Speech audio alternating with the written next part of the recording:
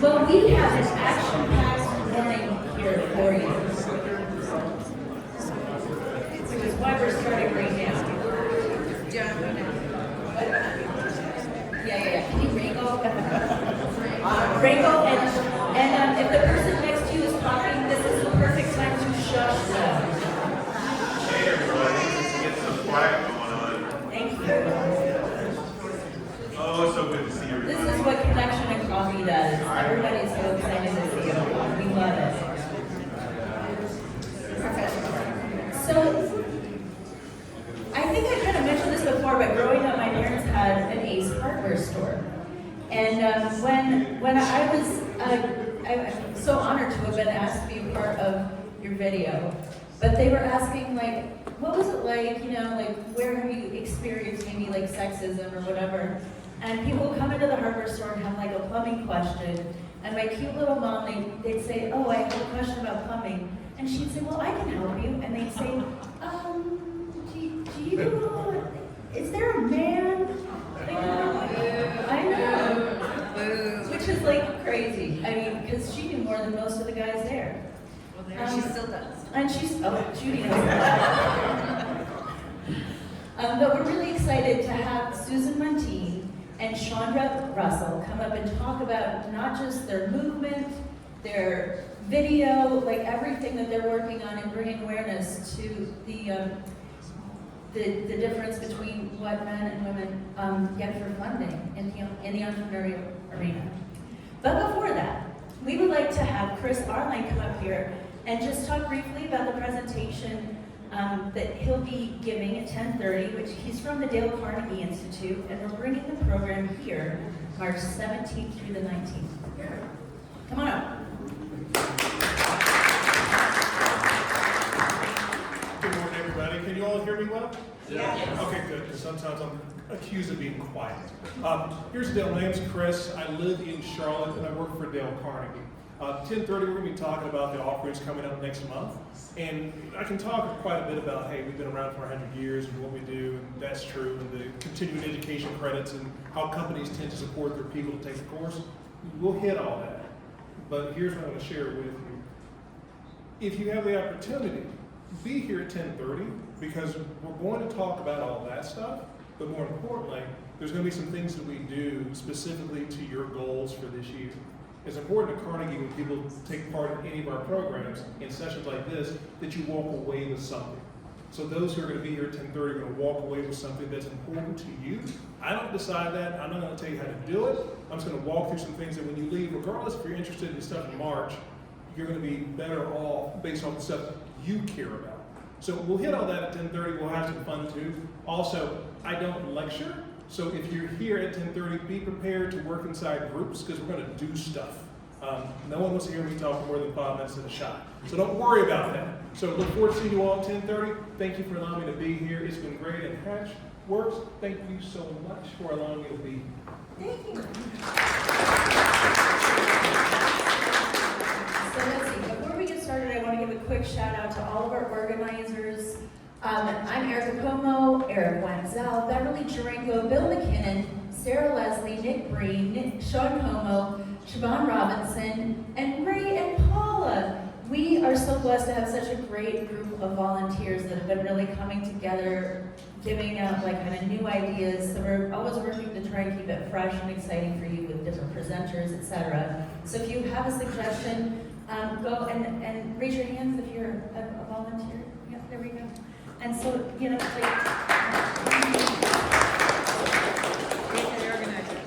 moving right along, so as we have the presentation, we're going to be moving to Q&A. The rules for that are raise your hand, ask a question, wait for the microphone, and speak clearly, because we record it. We put it onto YouTube every single week, so you can go back and look at previous presentations, but that way everyone can hear the questions. All right. And, well, without further ado, Susan, you're coming up first, right? All right, let's welcome to the stage Susan Muntean, Dr. Susan Muntean.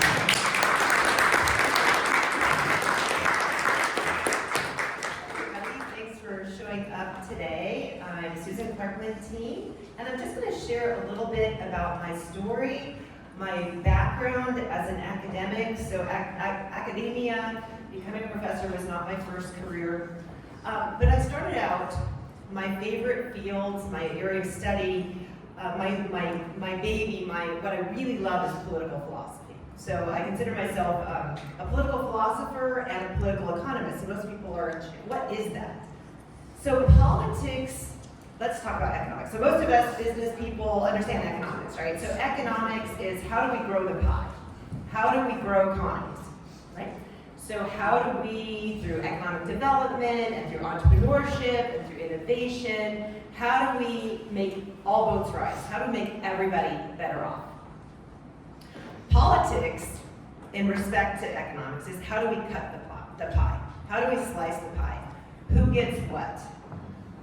And so political economy is a study of both of those. And in my time at UC San Diego as a political scientist, I was studying the flows of capital to politics. So I studied political actors, I taught interest group politics there, and I went to the London School of Economics after graduating and taught public management.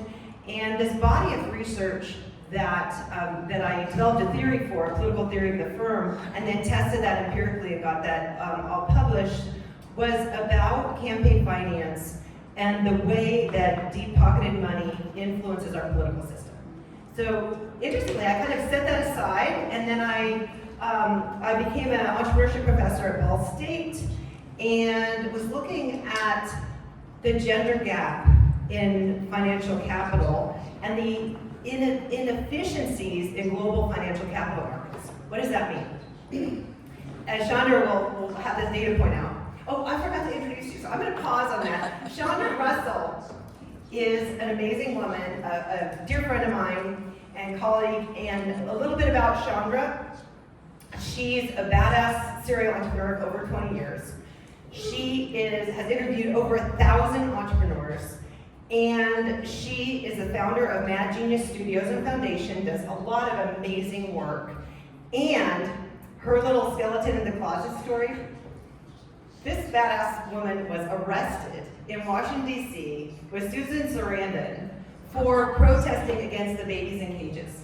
Yay! How many did that?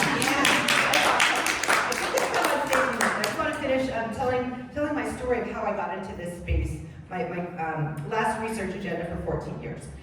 And I was just curious why there's $12 trillion of loss globally for not funding female entrepreneurs. $12 trillion. That's a lot of change, right? And I wanted to understand why. So when I first started researching why, this is on a global level, I was looking globally, I went to Sweden, Stockholm, and presented this and won the best paper in women's entrepreneurship in the world for this. And so I was onto something. And I think it takes looking at the structural, systemic, cultural barriers to really understand what's happening here. I published a book in 2022, and it just came out in paperback, so it's a lot cheaper now in 2024, and I have flyers for this. But this is a body of work that was funded by the Kauffman Foundation, who also funds Women in Cups, for a three-year grant to look at this issue of why women are only receiving 2% of venture capital funds still in 2024, 2025. Hopefully 2025 and on, it's going to change. The numbers are going to shift. But anyway, and the results of this work are in this book. And what my colleague, Banu Ozkazan-Pan, who's at Brown University, and I have looked at is the individual, the organizational and institutional level, and the macro level of effects and causes behind this gap. And so really, I want this to come out in the Q&A. So this is how I teach at UNC Asheville. I let the students direct the conversation. I also don't like to lecture, and I want the conversation we're having in this room about this issue to be directed by you and your curiosity and your concerns and your questions, and I will just answer those questions. I'm not going to have a 20-minute lecture here. I won't do that to you on a Wednesday morning. But that's the body of research, and why it matters is huge. That women are not getting this money. They don't control the reins of power in our country or our world. And when capital is concentrated in the hands of a very, very, very small percentage of white men, things go haywire, right? There's not representation, there's not voice, there's oppression, and this is not good, right? And just a little bit on our current, you can probably see my t-shirt. I spent a lot of time in Germany, I spent time in Hong Kong, I spent time in South Africa fighting apartheid. I have a piece of the wall that I've carried with me my entire life. And part of the solution to getting us out of the moment we're in is to make sure that women have equality. So what is a feminist? A feminist believes in the equality of the sexes. That's all it is. It's nothing, it's not a boogeyman, it's not some evil conspiracy. I believe that women should have equal rights to men. I'm politically and philosophically, I'm an ethical humanist and a universalist, so I believe all people, all places, all times deserve dignity, they deserve respect, they deserve autonomy, and they deserve bodily autonomy, they deserve agency, and their basic human rights to be met all over the world. So if you want to know my ideology, that's it. That's all I really am an ideological person about, is I believe all people deserve to be respected. And that's it. So, questions for me? We'll bring you back in a second. Okay, all right, I got you. Yeah. All right, got Gotcha, okay, good. So we're going to talk today about a path to world abundance, okay? And this term came onto my radar. I knew there was going to be projector. You got it. You got it. You got it. Press down. Uh-huh. My least favorite part. It works. You did it. We'll just do them for you. You can Okay. set that down and then you Well, no, I want to do it. There we go. There we go. It's up, not down. Okay, anyway, so who was at the Asheville Business Summit in August? It was a great day. The Action Coach team, Beth and Bill, did a great job. And they brought in the CEO of Action Coach from Australia. He is this super dynamic, super amazing, very good looking Australian man. Has 11 companies, and Action Coach has hundreds of locations all over the world. And he challenged us. He said that the mission of Action Coach is world abundance through business re-education. World abundance through business re-education. That's their mission. And he challenged all of us to think about our businesses in the terms of world abundance and contributing to world abundance. So talk about meaning and purpose, right? Attached to your business. So Dr. Muntean and I share the idea that the fastest, best, biggest way to get to world abundance is through women, supporting women. So we can see here, we talked about the $12 trillion that we're leaving out of the global economy by not funding women enough, not supporting women enough. We know they're underfunded, undersupported, underutilized, underheard, and women still only receive 80 cents to the dollar. And yet, they invest 90% of their earnings back into their families and communities, compared to men only reinvesting 55% of their earnings back into their families and communities. So you give women more money, that money goes right back to their families and their local communities. Women are denied business loans twice as often as men. Yet, studies show that when there's female leadership in a company, it performs 63% better. And the big reason that we are here is the fact that women still only receive 2% of venture capital funding. 2%. So, these incredible women, investors, founders, got together and they said, we're going to make noise around this. We're going to do something about this. So they created a documentary called Show Her the Money, and that documentary has become a movement. They have been touring for over a year in 100+ cities, and just been incredible. They've gotten support from tons of universities, venture capital firms, businesses, and Wells Fargo was even their main sponsor, a big bank supporting a film about venture capital funding. It's pretty interesting. So they've been touring, working really hard, and just doing incredible work to raise awareness around this issue. So I'm going to throw it back to Dr. Muntean, and I have to brag on her because our original screening was scheduled for October 11th. We were going to be at AV Tech. It became a shelter after Hurricane Helene, and it has been a blessing in some ways for it to be rescheduled and pushed back, because now we are turning it into a fundraiser to support our women entrepreneur ecosystem. Our goal is to raise $10,000 to give to one woman-owned business, and Dr. Muntean has been incredible advocate. She was on WLOS 2 weeks ago talking about the DEI rollback and how that ties to this documentary. She was on Invest in Her podcast last week, which is hosted by the lead producer of Show Her the Money, Catherine Gray. That was an incredible episode. Everybody go check that out. And she is going to talk us through a little bit about the problems and solutions, and take it away. Okay, thank you. Thank you, Shawndra. Hit the button one more time. Okay. All right. And if you're interested in that podcast, I have flyers here, or you're interested in the book, just grab a flyer. It's available on, thank you. It's available on all the podcasts, Apple, Spotify, iHeart, all the things. So yeah, check it out.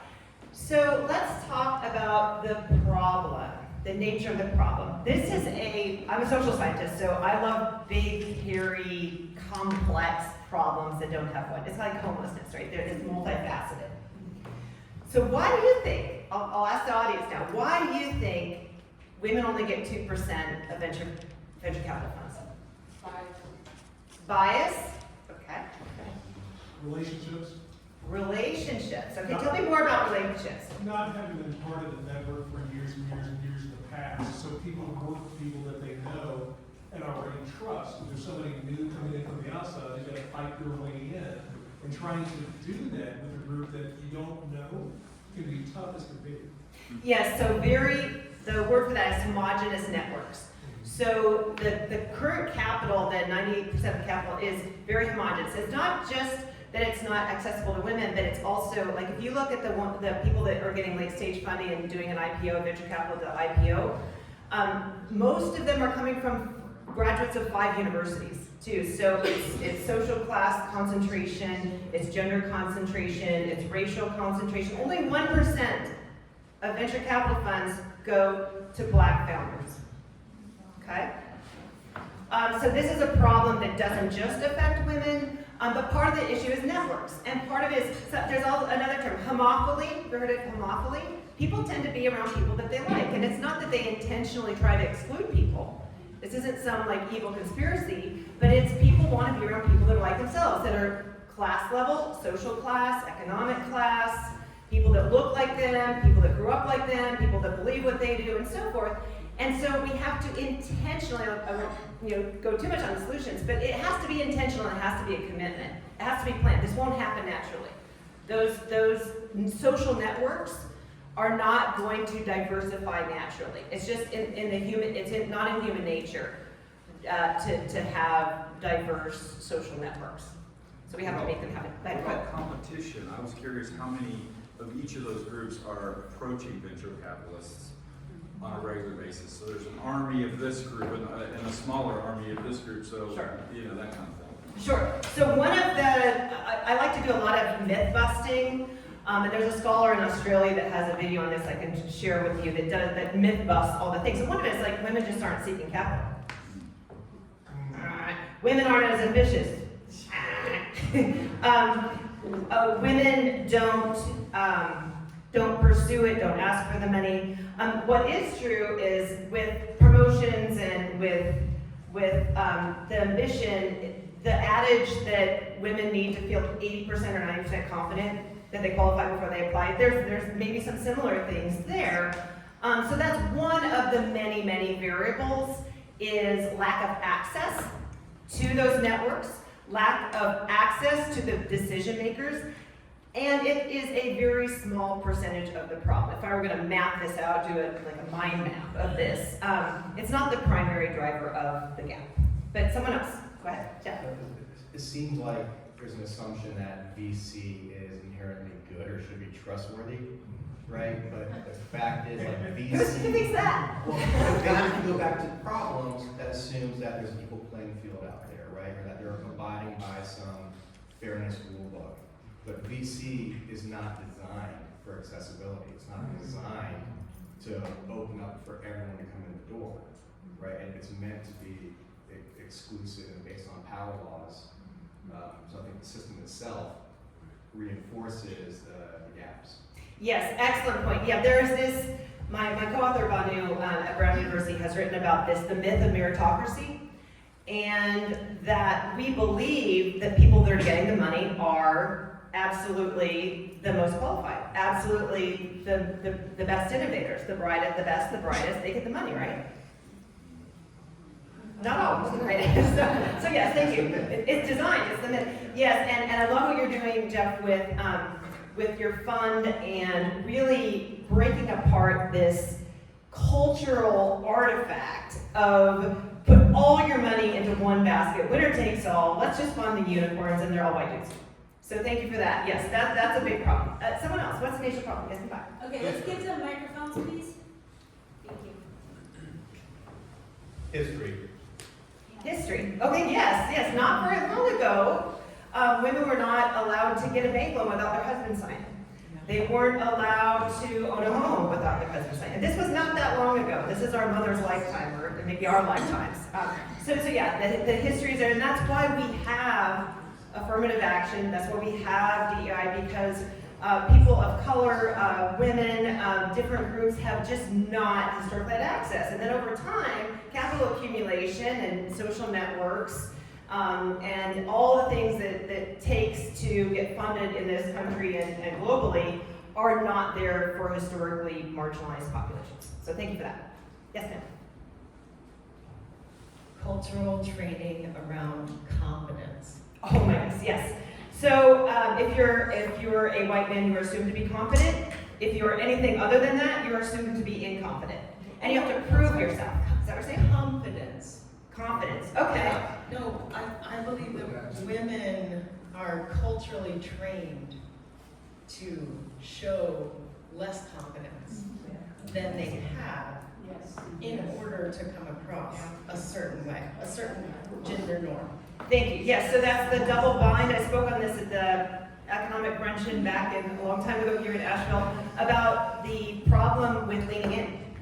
So when women lean in and are confident and are on a stage and have a microphone and pitching their ideas, they're not liked. And so women that are liked are traditionally feminine, traditionally soft, warm, accommodating, nurturing, letting others take the stage and being a step behind. And so culturally we like those women, and we don't like the women that stand up and so yeah, it's a cultural conditioning. That's a very good point. Thank you. Why do we have this gap? You're all right so far. You're all having this. See, it's complicated. It's all these things. It's cultural conditioning. It's history. Yes, ma'am. My question is this United States you're talking about, or is this global? Because I'm curious what the situation is, let's say, in Sweden. Yes, in Sweden, Sweden is performing better in terms of the gender gap in entrepreneurship. That's my motherland is Sweden on my mom's side. But it's not on par. There is no country in the world that I'm aware of where the gap has been closed. It doesn't exist. So this is a global problem. Some countries are worse than others. America's towards the top. The last data point I said, so they're in the top 10 countries in terms of getting funding to women, but they're certainly not number one. That helps. Who's number one? I'd have to check my data for the 2024. Thank you for stumping me on a question. I'm just curious, would you say that family demands have something to do with it as well? Absolutely. So there are attitudinal barriers, there are cultural barriers, and there are structural barriers. So lack of access to childcare, no paid parental leave in America still. women, no access to reproductive care. So I asked this question, I was at USASB, which is the United States Association for Small Business and Entrepreneurship, out in Birmingham, Alabama, a year or something ago. And I asked the question, so the Global Entrepreneurship Monitor is the world's best data set that measures entrepreneurial outcomes, entrepreneurial activity across the globe. I raised my hand in the audience. Do you measure access to reproductive care? Micah, no, we do not. Well, I said, that's interesting, because if you have 12 children, it's really hard to scale your business. Right? And so I proposed a research design in the American states, the 50 states, the states that have rolled back access to reproductive care. It's the point in time, it's like an exogenous shock where you can measure pre-test, post-test, and measure entrepreneurial outcomes, behaviors, activity, but we don't have the data. So what we don't measure matters. And domestic burdens, barriers to childcare, barriers to reproductive care are huge barriers all over the globe, including in America. And maybe especially in America compared to a lot of other countries in the world. Other questions? I mean, I think it's a combination, like, I've done a couple of these meetings and realized as a woman that, who didn't go to those 5 universities, that there's a language that I don't speak, that I don't know how to know. There's typically one woman on the committee, and she's young, and she's cute, and she does the asking of the questions. And there's this weird thing, and that's no offense to that particular woman, but I'm also aware of the fact that she's needing to impress the men that she's with. So she's needing to ask the questions in a particular way. So it's skill set and it's culture, and then I wonder about the double whammy too, about women who may also have families and realize how difficult it is recognizing that that is a particular barrier, and so holding an invisible bias against the other women as well, even though we don't want to say that. But Yeah. that's sort of like double whammy of like, how do you navigate that very, very complex system, especially as a woman who's typically got a lower voice and who has that presence that isn't that and again, no offense to everybody, I'm just living this in real time. Well, thank you for sharing your story, and I'm sorry you're experiencing that. It's not horrible, it's just interesting. I mean, you're defending it, right? No, it kind of sucks. I heard a couple things there, so 2 things I want to point out. One is the tokenism, the one attractive women on the committee, and there's actually been a study that attractive women are the least likely to be funded. But also they're tokenized and objectified, and so that's really interesting area to explore. And then the second thing is just all the things I think we kind of touched on that matter, and the access and the language, and not knowing how to fit in. And then the other thing related to that is bias is not, it's not like men have the bias and women don't have the bias. No, we all have bias against women, sometimes especially women against women. And that is something that we need to own and to be aware of, that the bias is in the system itself, and it's cultural. And in a sense, there's the individual level, like, what can I do, man in the mirror kind of thing. How can I change myself? How can I go take the Harvard implicit association test, which you can take online, to actually measure your own bias, racial bias, gender bias, and so forth. But it's baked in the system. It's everything we see on the media, and women internalize that, and they judge other women for the same things they're being, it's like a fish in water. Fish doesn't realize it's in water. We are in a culture that has massive implicit bias against a lot of folks, and not one of us is immune to that. So it's something we need to collectively work on. Men, women, people that don't identify as either. We all need to work on our collective bias and then change the culture. Yeah. Good. How am I doing?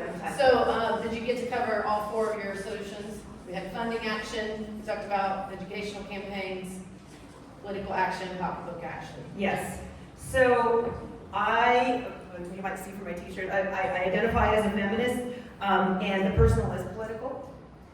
And so political action is absolutely necessary. Pocketbook action, I'm stealing this line from my co-author Banu at Brown, just, people need to write the check. Write the check, just write the check, right? So that's a pocketbook action. Just write the check, write the check, you know? Fund women. Did I cover them all? I think that's the solution. Yeah. So knowledge and education is one. Training is another. And so much of the focus in the field, and it's been frustrating to see this for decades, there's so much scholarship on this, has been focused on let's fix the women. And women's leadership development programs. You need a theory of change. So women's leadership development programs in the corporate sector was, well, women aren't ambitious enough, they don't have the knowledge, they don't have the skill set, they don't have the language to be executives at the top. Guess what? Corporate America adopted these en masse in the 1990s and the early 2000s. Guess what? Women are still only, it depends on what year, roughly 5% of Fortune 500 CEOs. So the needle, 1999 was the first female CEO, Hewlett Packard. We haven't made a whole lot of progress in decades. So women's leadership development programs are not the solution. Why? Because the theory of change was if you fix the women, then they'll be able to have power. Or if you more women in MBA programs. Women are 65% of all college graduates now. It's not education, it's not capacity, it's not that they don't have great ideas, great knowledge, great education, great intelligence, and all the things. That's not the problem. So you can't have a solution that doesn't match the actual nature or root causes of the problem. The things that you just, very bright audience here, you get an A in my class, you understand. It's structural, it's systemic, it's cultural, it's institutional, it's closed networks, it's not lack of access, it's a closed system in the first place. And so the system itself needs to change. It's not that we need to keep trying to fix the women. Okay? That's a great transition. Yeah. That's awesome. Now we go back to that concept of world abundance. And we think about what does a more abundant Asheville look like by supporting women, right? So we've got all these amazing women's organizations. I'm sure some of you in this room are part of them. Woman Up Alone, through the chamber, has quarterly women's events, and that brings in like $160,000 for the chamber, just those 4 events. So there's a demand, there's things happening, but can we form together and work together to continuously raise $10,000, and that number becomes important. You'll see later in the trailer. What can we do? Can we do an investment club? Can we do a social impact fund, which is nonprofit, basically being a VC? Can we just do good old fundraising and continuously have this fund for women that, you know, maybe they're in a tough time with their business. Maybe they need one piece of equipment that's really going to take them to the next level. They need to invest in a bookkeeper, an accountant finally. Maybe they need to invest in a rebranding photo shoot. Whatever it is, could we have that access to capital for them together? I believe strongly that we can become a destination for women in business. We can have amazing conferences, summits, retreats, all kinds of things because of the women in our ecosystem. I'm looking at a bunch of you that I know right here in this room. We are so blessed. We have incredible knowledge, experts. I mean, I could listen to you all day. Your students are so lucky. This topic is fascinating, and it's not just men versus women, right? It's all together. How do we become more abundant right here in Asheville? So this could be a path. We need our stories told more. Women in business only receive 30% of the media coverage. So Dr. Muntean and I have talked about starting a podcast. If anybody wants to fund it, sponsor it, whatever, talk about these issues all the time. Last year during Asheville Entrepreneur Week that Jeff does, we had a daily women's panel, live streamed, and the energy in that room was crackling every single day. It was my favorite week of the year. It was amazing. Holly was on a panel, Siobhan was supposed to be on a panel, Dr. Muntean was on a panel. It was just incredible. So could we do a live weekly show like that with the right funding and support? What can we do around this? That is something we can move the needle on. We can look outside of Asheville. Has anybody heard of the Maven District in Salt Lake City? Okay, well, So this is an area that was founded in 2017. There's over 100 women-owned businesses just in one district. And Salt Lake City was just named a city of success by CNBC. There's an awesome show on, I think it's Netflix. I can't keep straight with all the live streams anymore. There's way too many. But it's a awesome, they talk about the Maven District and how it's helping the city overall be successful. I mean, Salt Lake City is rocking right now. We can look at Knoxville. Ileana Lilienthal is an incredible artist, entrepreneur, developer, real estate maven, just a total powerhouse. She bought a block and she's filling it with women-owned businesses. And she wants to bring them along. She's super successful. She could stop working tomorrow, but she wants to bring women up with her and help regenerate this neighborhood in downtown Knoxville. Super awesome. And then right this minute, we have 30 days to sell out AB Tech Auditorium for our screening of Show Her the Money. We have 104 tickets sold. We need to sell 296 more tickets. So you can be a sponsor by buying a bundle of tickets, 5 or 10, and bring your whole family, bring your company, bring your friends, whatever. Or you can donate those, and we will give those to high school and college age budding entrepreneurs, because we would love half of that auditorium to be filled with young entrepreneurs, because they are the future, right? They're the ones that are going to have to face this.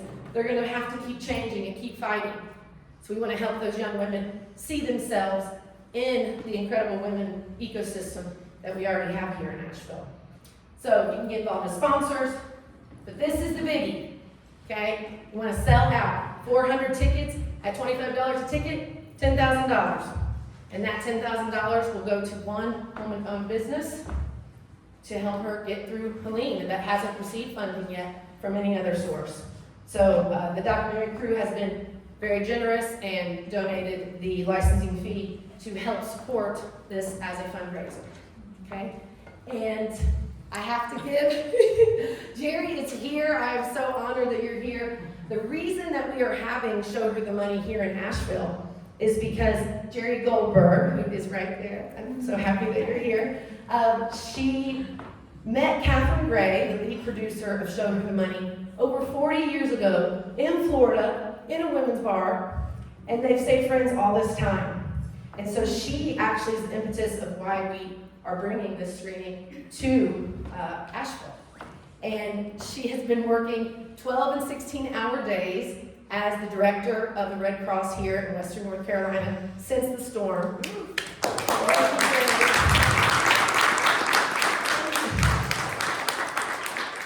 And yet she still took the time to communicate with us and support us and connect us with her media contacts.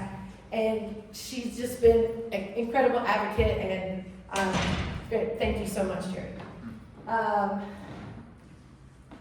also have to thank quickly some of the sponsors that have already stepped up. Hatch Innovation Hub right here is an in-kind marketing sponsor, helping us with awareness and getting the word out. Gratz Park Private Wealth, Laura Webb and her team over there bought a bundle of tickets for us. We've got Rise Images, Becky Nowak. She is an incredible local photographer that does specializes in women entrepreneurs. Just Go Adventures, she does group women's trips all over the world. I think they're going to Africa next month. Big Boom Design donated a bundle of tickets. Fusion Audio and Video. And AB Tech has been an incredible venue to work with, super easy to work with, love them. And Ernest, if you guys have not been on a tour over there on Sweeten Creek, Jamie Daniels is a third-generation woman entrepreneur. She supports over 40 entrepreneurs out of her co-warehousing space.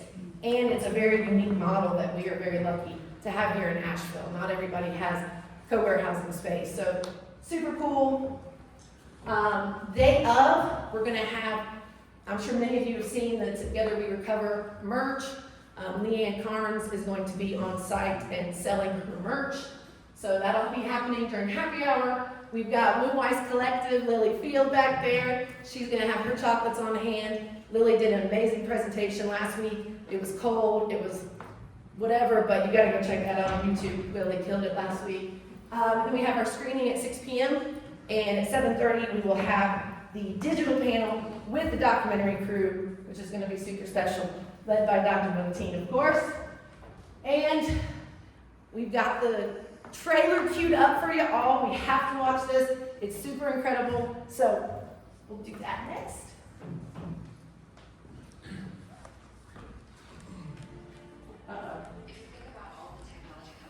Just point your microphone at. All funded by venture capitalists early on. Historically, women have been shut out of the venture capital world. It has been on purpose. Money is power, and this is a very lucrative industry. I was raised to believe that talking about money was in bad taste. Men always talked about it. Someone needs to do something about this. To be a founder takes grit. Dr. Boyd is gender neutral clothing. I've been fundraising now for over a year. We're not a capital. I don't know what else to do. I'll never forget one investor asked me if this was just a passion project of mine until I had a baby. We connect breast cancer survivors to certified mastectomy fitters, so we joke that it's like Warby Parker for boobs. This could easily be $1 billion company. Why are you an angel investor? I'm not gonna lie, I like money, right? But if I can invest and help another woman get somewhere they wanna go, it's a gift, it's good. We have 2 companies that are already $1 billion and less. It's kind of unheard of to have unicorns this quickly. If I write a woman a $10,000 check, she's actually going to go much further with that money than a similarly situated male would. The returns are actually better when you invest in women. The study by McKinsey shows that investable assets controlled by women are expected to rise to $30 trillion by the end of the decade. What are they going to do with that money? We support female founders. 10 years from now, we'll look like the geniuses, right? If these women don't get funding, what innovations are we going to be missing out on that could impact the planet?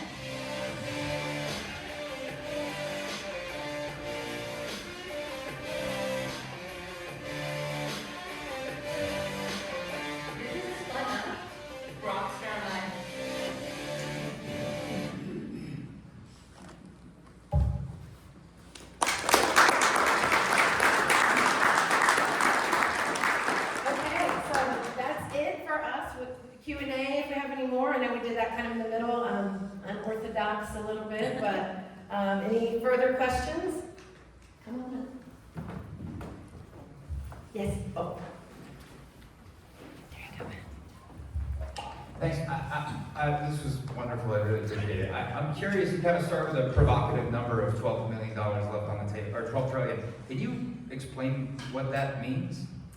Opportunity cost, are you familiar with the term opportunity cost? Yeah, sure. So it's a little tricky to wrap your head around, but it's what's not being invested. So look at the multiplier effect in economics. So it's not just that business didn't get money, but who did they not hire that could hire someone else? So it's a multiplier effect in economics, and that's where the 12 trillion comes from. It's my understanding that's where it comes from.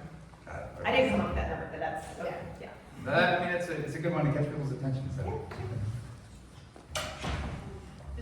Date is kind of close to the Hatch This. Can you make sure those investors go and see this? Yes, please. Thank you.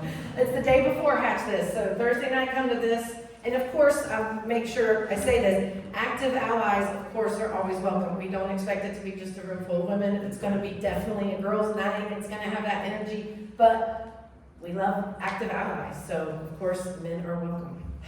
Will there be childcare? We would love a childcare sponsor, Emmy. Thank you so much if anybody wants to step in. It's actually very affordable. They have a room right by the screening room, and it's like $100. It's not much. It's really not much to have childcare added to this. So we would love a childcare sponsor specifically if somebody wants to connect us.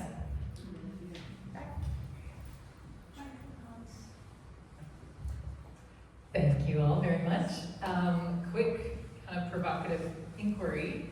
I think Jeffrey Kaplan hit the nail on the head when he said the system is skewed in this way.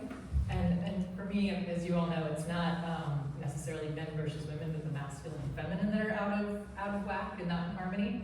So I've kind of come to the realization, and I'm just curious what your thinking is and openness to this, is like, I spent decades trying to elbow my way into the table and prove that I was just as capable and just as, blah, blah, blah, as the men, and finally realized that was killing me. So how about we don't try to elbow our way into a broken system, but create a system that works for everyone in a much more masculine and feminine harmony kind of approach. So yeah, I'm just curious about that kind of line of thinking.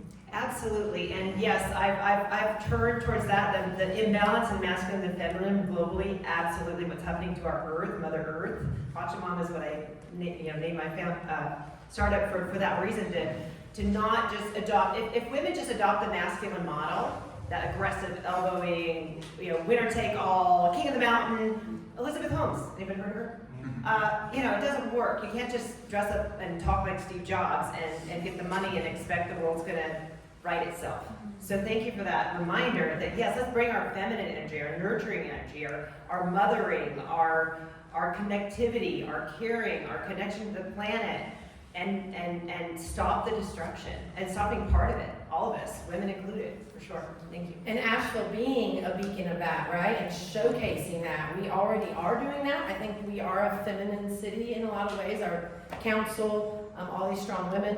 So showing that it works, showing that 63%, or that stat that when you have a female leadership, that company does 63% better. Like, why not have more of that feminine energy, not just women? I think it's a good point. Can we get Mike? He has the mic, and he has a question. Okay, sorry. Piggybacking off of that, great presentation, by the way. Piggybacking off of that last one, my curiosity is around difference as equality, as opposed to sameness as equality. So, but my question was, have you noticed the difference between feminine and female competition versus collaboration on their side versus male collaboration and competition on their side? Does that make sense? Maybe I'll have to answer the first part and you can answer the second part of the question. So definitely homogeneity is not good for business. It's not good for innovation. So there's tons and tons and tons and tons of research, the academics of this, not my opinion, that diversity directly causes innovation, right? So you need homogeneous groups, they engage in groupthink, they don't have the best ideas. I mean, I'll give an example of Lego. Lego was started as a family business. All men run the company. 75% of all Lego toys went to boys and not girls. And so when they had to ship, they can't just paint the blocks pink. It doesn't work that way. So you need female perspective. You need people from all different countries and ethnicities and socioeconomic groups to really tap into that innovation, to challenge each other and have that level of conflict and difference and richness and dynamism to have innovation happen. So all the evidence suggests exactly what you're saying. I'm going to cover the second part of that. What was it? Sorry. No, that answered it. Okay, I thought so too. Question back here. Hi, Lily. Hi, Shawndra.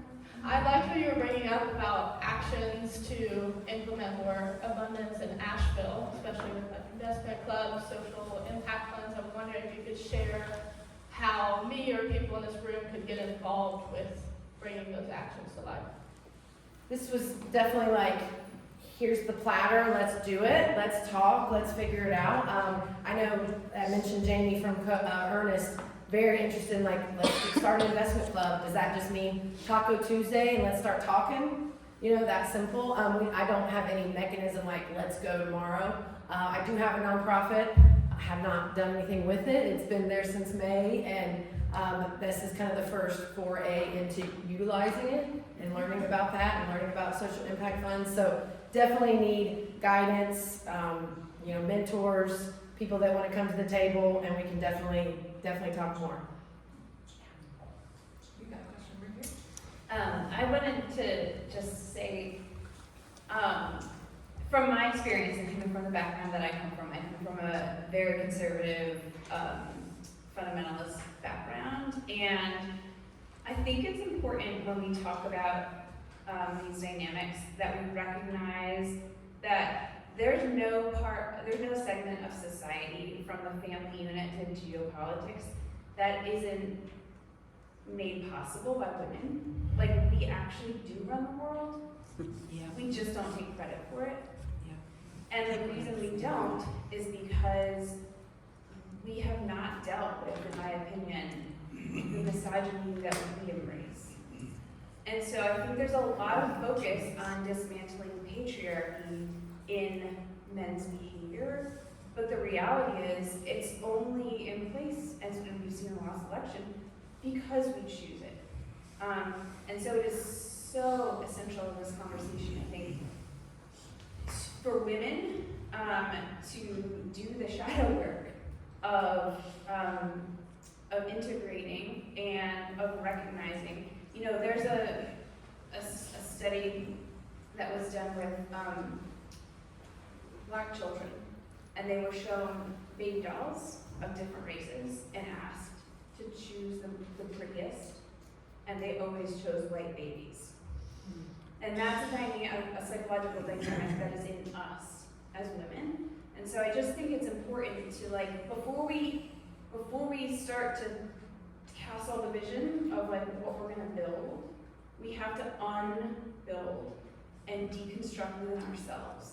And I just want to keep that as a part of, we can't paper over what we've already embraced. Yes, 1,000 times yes, and thank you for that. The internalized misogyny that, again, it's like being a fish in water. We're surrounded by it. It's inside of us. It's in our loved ones. It's all around us. We don't even see it because we breathe it. We occupy it. We are in it. We're embedded in it. And that shadow work and uprooting of all of it is absolutely necessary. So thank you very much for reminding us of that. Super important. So I have one more practical question, kind of building on what she said in the back. What are the specific entry points for women who want to learn how to be successful at procuring funding, like within the Asheville community? Like I'm looking for them, and they seem to live in pockets, and so I'm just wondering what people suggest on a very practical level. Yes, there's a transparency. I know there's like a private group of female founders, and I'm not a big advocate of private groups that are exclusive.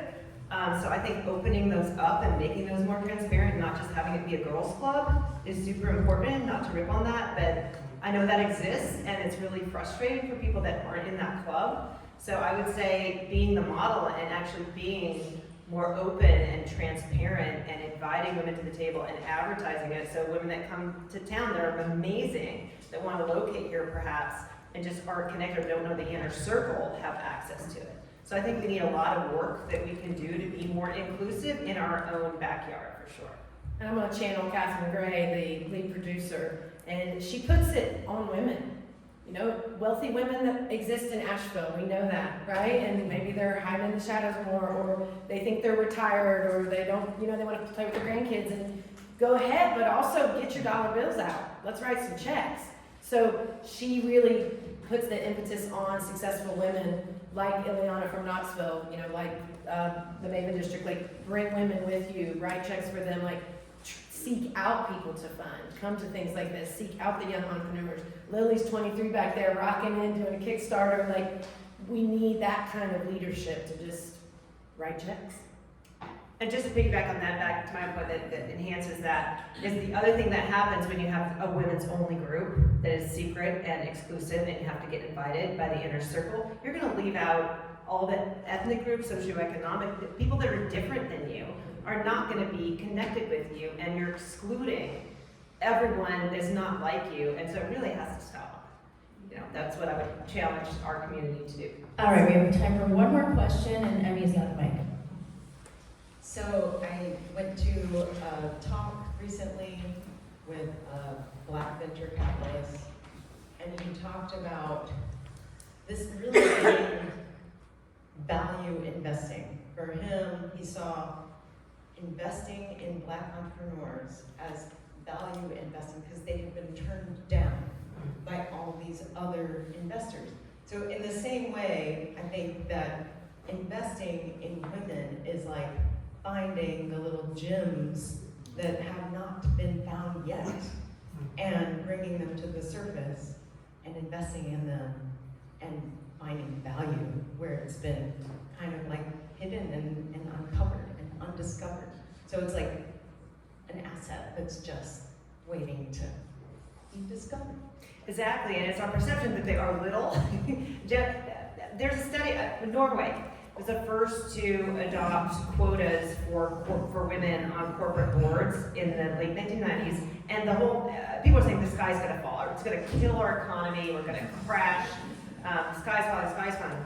Guess what? All the over-representation of men that really weren't carrying their weight on those boards. They interviewed men after, like, well, we got rid of the dead weight, so we're doing a lot better at them. So it's like, these aren't little tiny gems. I mean, not to like wreck your analogy, but this is just like big, badass women that are doing amazing things that we are all suffering collectively for not funding. All right, let's put our hands together.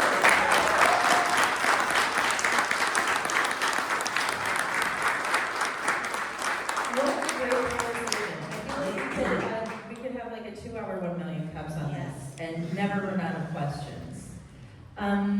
So go see the movie on the 27th and buy that $25 ticket. It's very well worth it. And somebody in this room, I'm sure, wants to fund the child care, because, I mean, does anybody want to just step up for that right now? With the sponsorship of the child care? Awesome! Thank you, Mary. So big shout out to all of our sponsors, Charlie and Troy Ball, who generously donate the space each week, the Hatch Foundation, Western Carolina University, SCORE, Colton Groom Financial, ERC Broadband, Mountain BizWorks, Dynamite Coffee Roasting Company, WNC Business, Hatch Co-working, and Inside Edge Consulting. Maybe I'm going the wrong way. There we go. No, I guess, yep, totally. According to Shubham's recommendation. So now's the time where you take out your phone, scan the QR code. This helps with all of our funding to put this on each week, and for all sorts of things that the Hatch Foundation is doing, like Hatch This, which is going to be coming up on March 28th, 29th. It's the 28th and 29th, right? Yes. And the 30th. Okay, good, because that's a busy week. We've got the Show Her the Money film thing. We Are is doing their award ceremony, and it's Hatch This. So hydrate yourselves and just keep showing up.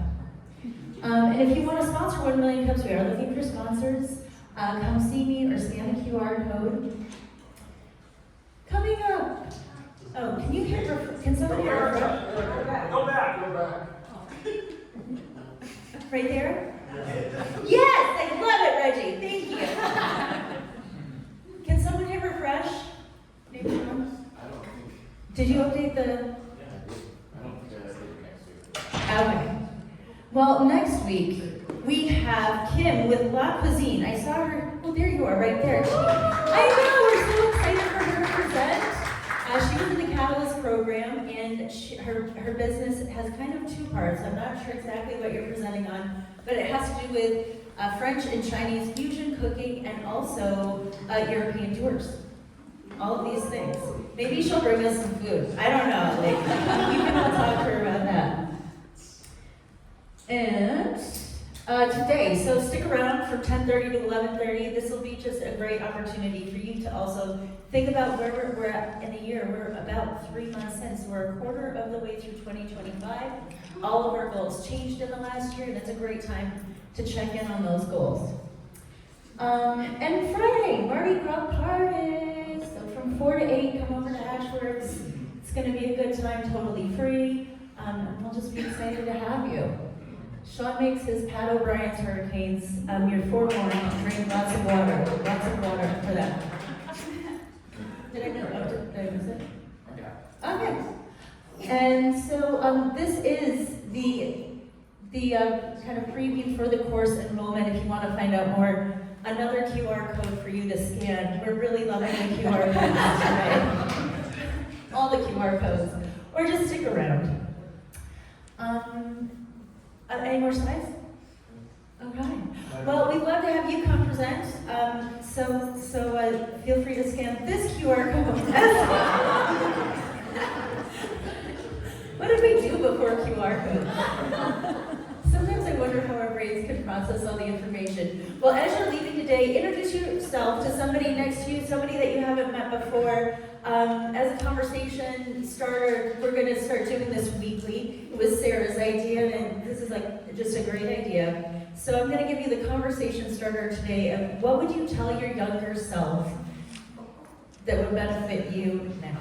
So have a great day, stick around, and thanks so much for coming. We'll see you next week.